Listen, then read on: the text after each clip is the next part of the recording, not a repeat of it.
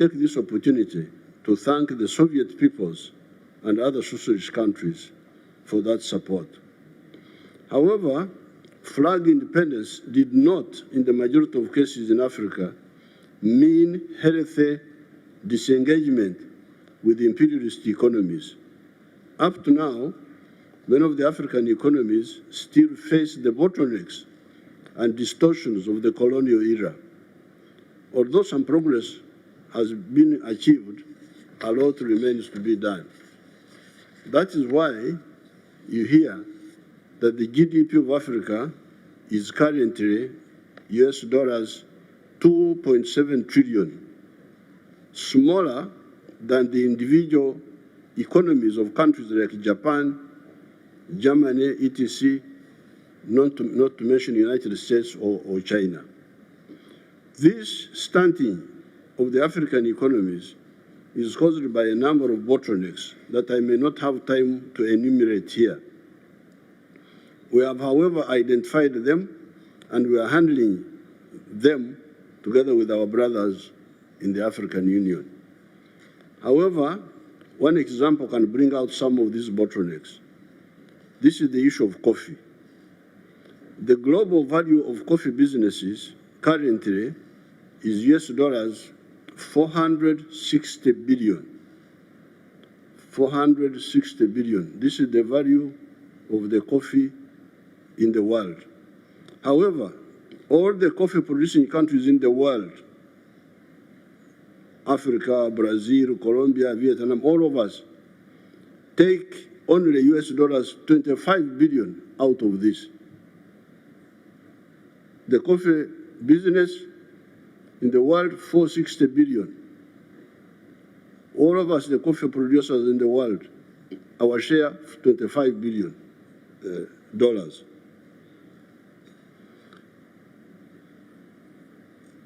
Africa's share is US dollars 2.5 billion. Out of the 460 billion, Africa's share is 2.4 billion. With Uganda taking $800 million, because we are now producing 800 million bags of 60 kilograms each.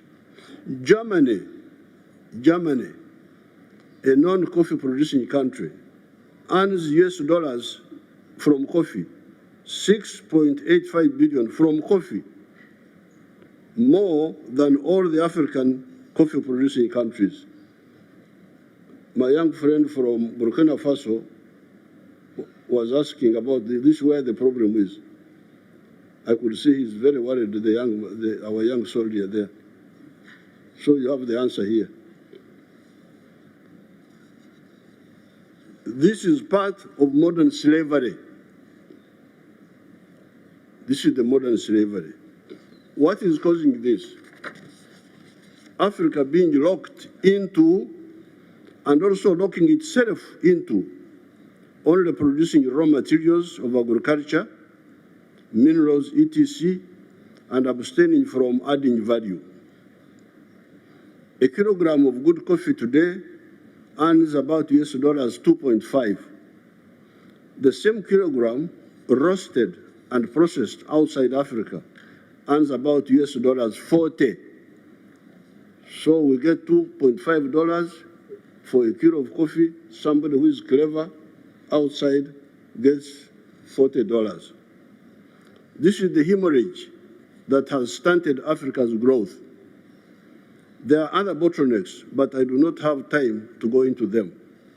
Therefore, my proposal to our allies of Russia, India, China, etc., is to point out to them that they could help here by policy decisions to buy value-added products from Africa rather than raw materials. Those are products like processed coffee instead of bean coffee, chocolate instead of cocoa beans, textiles instead of just cotton, steel instead of iron ore. Iron ore, we call it, our languages are richer than English, we call it obtare. Obtare, that's iron ore, different from the metal. Electric batteries instead of just lithium, etc. Part of the issues we are solving among ourselves in Africa is the issue of the free flow of goods and services in the continental free trade area. If this is addressed, the other problem of food, which people are talking about so much, for African societies, will also be partially addressed. In Uganda, we don't have a problem of food. Uganda is a net exporter of food.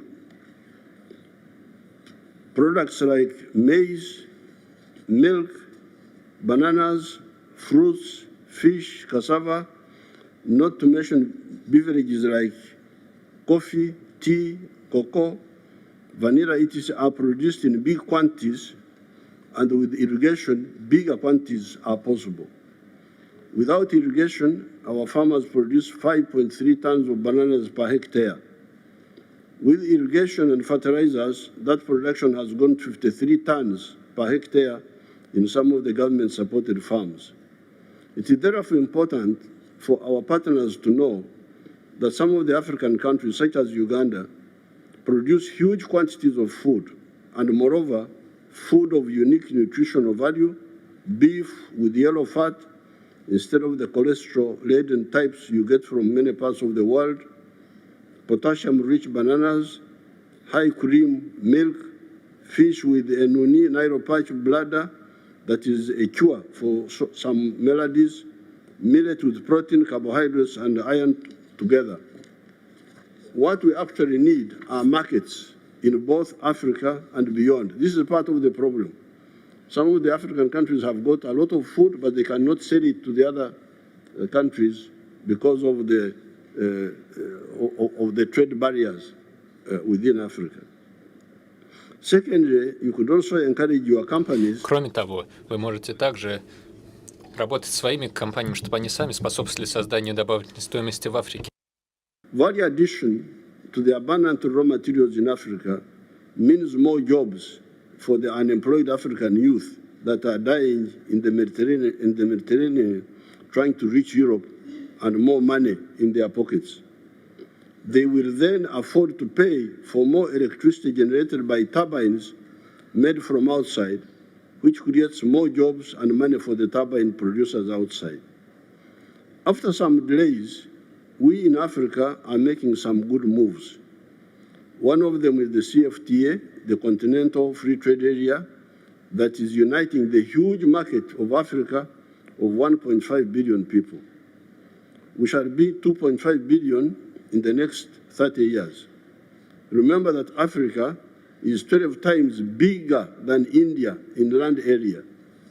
But until recently, the population of India has been bigger than that of Africa.